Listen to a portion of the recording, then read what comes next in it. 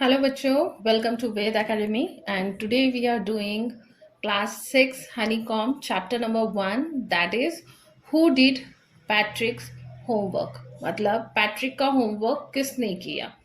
तो ये चैप्टर जो है एक लेजी बॉय के ऊपर है जो पढ़ाई बिल्कुल नहीं करता है एंड हम उससे रिलेटेड ये चैप्टर में पढ़ेंगे। तो चलिए हम स्टार्ट करते हैं। तो यहाँ पे सबसे पहले आपको दिया हुआ है बिफोर यू रीड, तो हम वो भी रीड आउट कर लेते हैं। Discuss in class, do you like homework. तो आप क्लास में डिस्कस कीजिए कि आपको होमवर्क पसंद है क्या। Do you do it yourself, और क्या आप अपना होमवर्क खुद से करते हैं। और डू यू गेट हेल्प, और उसके लिए आप किसी की हेल्प लेते हैं। What homework do you usually do, और कौन सा होमवर्क आप यूजुअली करते हैं। तो चैप्टर का नाम है हु डिड पैट्रिक्स होमवर्क। तो पैट्रिक का होमवर्क किसने किया है। तो चलिए लाइन बाय लाइन इसे पढ़ते हैं और समझते हैं। और यहाँ पे साइड में आप देख सकते हैं, राइट हैंड साइड में आपके मीनिंग्स दिए हुए हैं कुछ वर्ड के। तो Patrick never did homework, too boring he said. He played hockey and basketball and Nintendo. Instead, his teachers told him, Patrick, do your homework or you won't learn a thing. And it's true, sometimes he did feel like an ignoramus, but what could he do? He hated homework. तो Patrick जो है उसे homework करना बिल्कुल पसंद नहीं है। उसे बहुत बोरिंग लगती है कि होमवर्क करना, और उसे खेलना बहुत पसंद है। उसे हॉकी खेलना पसंद है, बास्केटबॉल खेलना पसंद है। नितेंदो नितेंदो एक वीडियो गेम है, एक टाइप का वीडियो गेम है जो उसे खेलना बहुत पसंद है। और पैट्रिक के टीचर्स हमेशा उसे बोलते हैं कि तुम अपना होमवर्क करो, नहीं तो तुम कुछ नहीं सीख पाओगे। कभी कभी उसे भी ऐसा फील होता है। तो यहाँ पे एक वर्ड है इग्नोरेमियस, मतलब आन इग्नोरेंट पर्सन, मतलब जिसे हर कोई इग्नोर करता है क्योंकि वो एजुकेटेड नहीं है। But what could he do, लेकिन कि वो क्या कर सकता है, बिकॉज उसे होमवर्क करना ही पसंद नहीं है। Then one day he found his cat playing with a little doll and he grabbed it away. तो एक दिन वो देखता है कि एक बिल्ली के साथ एक डॉल, मतलब एक डॉल के साथ एक उसकी बिल्ली खेल रही है। वो क्या करता है, and he grabbed it away. To his surprise it wasn't a doll, और वो देख के सरप्राइज हो जाता है कि वो डॉल नहीं है। तो यहाँ पे देखिए इमेज है, हम इस इमेज को देख लेते हैं।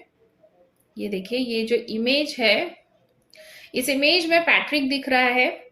यहाँ पे आपको वो डॉल दिख रही है जिसे हम इल्फ कहते हैं। इल्फ मतलब जिसके कान बड़े बड़े होते हैं और वो बौने जैसे होते हैं, छोटे से होते हैं, टाइनी पर्सन, और उनके पास कोई ना कोई सुपर पावर होती है। और यहाँ पे कैट दिखाया गया है। तो आगे पढ़ लेते हैं क्या है। At all but a man of the tiniest size, वो एक डॉल नहीं था, एक टाइनियस्ट साइज का आदमी था। He had a little old shirt and old fashioned breeches and a high tall hat much like a witch. वो देखता है वो एक डॉल नहीं है, वो एक टाइनी साइज का मैन है जिसने एक ऊल का शर्ट पहना हुआ है एंड ओल्ड फैशन ब्रीचेस पहने हुए हैं उसने। और उसकी जो हैट है वो बहुत ही हाई है। तो इट्स मच लाइक अ विच। अगर आपने हैरी पॉटर मूवी देखा होगा तो उसमें बहुत सारे एल्फ दिखाए गए हैं जिनके पास, जो दिखने में छोटे होते हैं and they have a super power with them. आपने हैरी पॉटर मूवी देखी होगी जिसमें एल्फ दिखाए गए हैं जिनके, जो दिखने में छोटे होते हैं, उनके कान बड़े बड़े होते हैं and they mostly look like this, और उन्हें एल्फ कहा जाता है। बौने भी कहते हैं हिंदी में। तो वो बोलता है कि मतलब वो जो एल्फ होता है वो उसे कहता है, चिल्लाता है और बोलता है प्लीज मुझे बचा लो, अगर तुम मुझे इस कैट से बचा लोगे तो मैं तुम्हें एक विश ग्रांट करूंगा, मतलब जो तुम चाहोगे वो मैं तुम्हारे लिए करूंगा। तो Patrick could not believe how lucky he was, और पैट्रिक को ऐसा लगता है कि मैं कितना लकी हूं। Here was the answer to all of his problems. So he said, तो उसे ऐसा लगता है उसके सारे जो दिमाग में चल रहे क्वेश्चंस है उसके आंसर सिर्फ यही है, only if you do all my homework till the end of the semester, that's 35 days. If you do a good enough job, I could even get as. तो अगर तुम मेरा होमवर्क सेमेस्टर के एंड तक मतलब 35 डेज के लिए अगर करते हो तो मैं तुम्हें कैट से बचा लूंगा, वो ऐसा कहता है। तो फिर लिटिल मैन क्या कहता है, little man face ringed like a dishcloth thrown in the hamper. He kicked his leg and doubled his fist, and he grimaced and scolded and pursued his lips. Oh, am I crushed? But I will do it. तो यहाँ पे देखिए, dish cloth का मतलब क्या है। Dish cloth का मतलब दिया हुआ है cloth used for washing dishes. Hamper का मतलब है a basket with a lid. Grimaced और स्कोल्ड का मतलब है persuade by leaves and his face has this expression showing disgust, anger and disapproval. तो वो लिटिल मैन को भी समझ में आ रहा था कि वो उसका कहीं ना कहीं फायदा ले रहा है, तो उसका मुंह तो बन जाता है, लेकिन अब उसे बिल्ली से बचनी है तो वो इस चीज के लिए मान जाता है। तो आगे का देखते हैं। And true to his word that the elf began to do Patrick homework. तो अब उसने वादा तो कर दिया है अपनी जान बचाने के लिए, तो अब उसे होमवर्क भी करना पड़ेगा। तो अपना ट्रू वर्ड रखने के लिए एल्फ क्या करता है, पैट्रिक का होमवर्क करना स्टार्ट करता है। Except there was one glitch. अब ग्लिच का मतलब क्या है, an informal word, a fault in a machine that prevents it from working properly. Glitch का मतलब है कि कोई तो फॉल्ट होना किसी मशीन में जिसकी वजह से काम ठीक तरीके से ना होना। The elf didn't always know what to do and he needed help me, he did say, and Patrick would have to help in whatever way. अब इल्फ को बहुत सारी चीजें समझ में नहीं आती, मतलब यहाँ पे इस तरीके से बताया गया है इल्फ में मतलब ग्लिच है, मतलब उसमें बहुत सारी चीजें नहीं पता है, और उस हेल्प के लिए वो हमेशा पैट्रिक को उस हेल्प के लिए वो हमेशा पैट्रिक को आवाज लगाता है और पैट्रिक को हमेशा उसे हेल्प करना पड़ता है। I don't know this word, the elf squeaked while reading Patrick homework। और पैट्रिक का होमवर्क करते हुए वो चिल्लाता है कि मुझे ये चीज नहीं समझ में आ रही है, ये वर्ड नहीं समझ में आ रहे, get me in a dictionary, और डिक्शनरी से मुझे बताओ। No, what's even better, look up the word and sound it by each letter. तो डिक्शनरी में देखो, अच्छी तरीके से उसका मीनिंग निकालो एंड उसे वन बाय वन मुझे बताओ। अब when it come to maths, और जब मैथ्स की बात आती है, when it's come to math, Patrick was out of luck। Patrick का आउट ऑफ लक होता है बिकॉज जो एल्फ होता है उसे टेबल्स ही नहीं पता होते। What are time tables, what are times tables, the elf's strict, we elves never need that. वो बोलता है कि ये टाइम टेबल्स क्या है मुझे बिल्कुल समझ में नहीं आ रहा है, और हम एल्फ को कभी इसकी जरूरत नहीं पड़ी है। तो अब देख रहे एल्फ बैठा है, वो एक तरीके से ऑर्डर दे रहा है एंड पैट्रिक को ना चाहते हुए भी उसे हेल्प करना पड़ रहा है। तो इनडायरेक्टली वो इल्फ जो है पैट्रिक से ही पढ़ाई करवा के ले रहा है। तो यहाँ पे and addition and subtraction and division and fraction, here sit down beside me, मेरे पास बैठो, इल्फ बोलता है, और मुझे गाइड करो, you simply must guide me.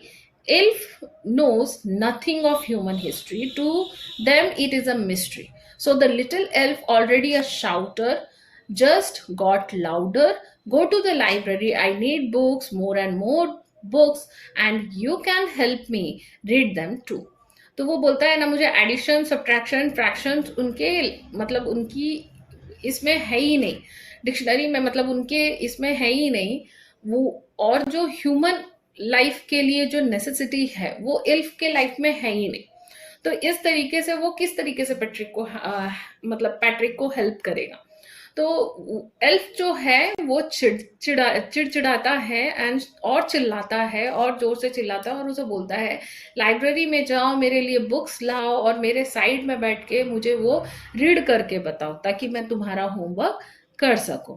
अब पैट्रिक के पास तो कोई मतलब ऑप्शन ही नहीं है, बिकॉज उसे उसका होमवर्क करवा के लेना है। As a matter of fact, every day in every way that little elf was a nag. Nag का मतलब आप देखोगे राइट हैंड साइड में दिया है, one who troubles someone at all the time by complaining or asking them to do something. तो मतलब NAAC का मतलब होता है किसी को परेशान करना, मतलब बार बार किसी चीज को लेके किसी को परेशान करना और कंप्लेन करना, उसे नैक कहते हैं। तो यहाँ पे हर दिन एल्फ क्या कर रहा था, नैक कर रहा था and Patrick was working harder, जिसकी वजह से पैट्रिक को हार्ड वर्क करना पड़ रहा था। Then ever was it a drag. Drag का मतलब है डल और अनइंटरेस्टिंग। वो उसके लिए पढ़ाई अनइंटरेस्टिंग था, लेकिन इनडायरेक्टली उसे एल्फ की वजह से करना पड़ रहा था। He was staying up night, रात भर जाग रहा था। Had never felt so very was going to school with his eyes puffed and blurry। और रात भर जागने की वजह से उसकी आंखें जो थी वो पूरी तरीके से पफ्ड हो चुकी थी, फूल चुकी थी और ब्लेरी हो चुकी थी। Finally the last day of school arrived and the elf was free to go। As for hard work, as for homework, there was no more. So he quietly and slyly slipped out the back door. Slightly का मतलब है सिक्रेटिवली, okay, मतलब secretly. तो यहाँ पे क्या हुआ, अब फाइनल डे आ गया, सेमिस्टर खत्म हो गया, अब एल्फ फ्री हो चुका था उसके होमवर्क से। तो वो क्या करता है, धीरे से पीछे के डोर से साइलेंटली सीक्रेटली वो निकल जाता है। ठीक है। पैट्रिक गॉट हिज एज, मतलब अब पैट्रिक का रिजल्ट है, तो पैट्रिक को रिजल्ट में क्या मिला है, ए मिला है। तो अब उसे ग्रेड ए मिला है। हिज क्लासमेट वॉज अमेज्ड, और उसके क्लासमेट जो है वो चौंक जाते हैं, अमेज्ड है। Now his teacher smiled and were full of praise, और टीचर भी खुश है कि पैट्रिक ने इतना मेहनत करके इतने अच्छे मार्क्स लाए हैं, और उनके पेरेंट्स भी बहुत खुश हैं। They wonder what had happened to Patrick. वो सोचने लगते हैं कि पैट्रिक को ऐसा क्या हुआ जो पैट्रिक में इतना बदलाव आ गया। He was now the model kid, और वो अपने क्लास का एक मॉडल किड बन गया। Clean his room and his chores, was cheerful, never rude, like he had developed a whole new attitude। अब वो अपने रूम को साफ रखता है, अपना काम खुद से करता है। चोर्स का मतलब होता है, मतलब जो भी काम है, जो जिसका काम है उसे चोर्स कहा जाता है। एंड वॉज चेयरफुल, और बहुत ही चेयरफुल है, मतलब खुश मिजाज है, किसी के साथ रूड नहीं होता है। पैट्रिक को देख के ऐसा लग रहा था कि पैट्रिक पूरी तरीके से एक न्यू एटीट्यूड में आ गया है और पूरी तरीके से बदल गया है। You see, in the end, Patrick still thought he did made that tiny man to do all his homework। तो इस एंड में पैट्रिक को अब भी ऐसा लगता है कि उसका सारा होमवर्क वो टाइनी मैन ने किया है। But I will share a secret, लेकिन यहाँ पे मैं आपको एक सीक्रेट बताऊंगी, just between you and me, और ये सीक्रेट सिर्फ आप और मेरे बीच में रहेगा। इट वॉजंट द एल्फ, और ये बदलाव एल्फ की वजह से नहीं हुआ है, क्योंकि पैट्रिक ने अपना काम खुद से किया है। सब कुछ Patrick had done it himself. इस चैप्टर से आपको समझ में आया होगा कि इसलिए हम ऐसा बोल रहे हैं कि पैट्रिक ने खुद से किया है, क्योंकि एल्फ को तो कुछ भी नहीं पता था। क्योंकि एल्फ की जो जिंदगी होती है उसमें उन्हें मैथ्स, इंग्लिश ऐसे वर्ड्स नहीं सिखाए जाते हैं। उनको लाइफ जीने के लिए ऐसी चीज़ों की ज़रूरत नहीं होती है। लेकिन जब पैट्रिक का होमवर्क करने का उसने वादा किया था, इसलिए उसने पैट्रिक को ही इनडायरेक्टली मतलब होमवर्क पे बैठाया और उससे पूछ पूछ के उसने सिर्फ किया, जबकि पढ़ा और अलग अलग बुक को डिस्कवर तो पैट्रिक ने ही किया। राइट। तो यहाँ पे ये चैप्टर खत्म होता है। आपको ये चैप्टर कैसा लगा ज़रूर बताइए। इसके राइट हैंड साइड में जो वर्ड्स है उसे मेमोराइज कीजिए, क्योंकि बहुत ही हेल्पफुल होंगे। नेक्स्ट वीडियो में हम इसके क्वेश्चन आंसर सॉल्व करेंगे। तो ये स्टोरी आपको कैसी लगी मुझे कमेंट सेक्शन में ज़रूर बताइए। चैनल में नए हैं तो चैनल को सब्सक्राइब ज़रूर कीजिए, और ये वीडियो जैसे आपके लिए हेल्पफुल रहा अपने दोस्तों के साथ शेयर करना बिल्कुल ना भूलें। तब तक के लिए स्टे ट्यून एंड बाय।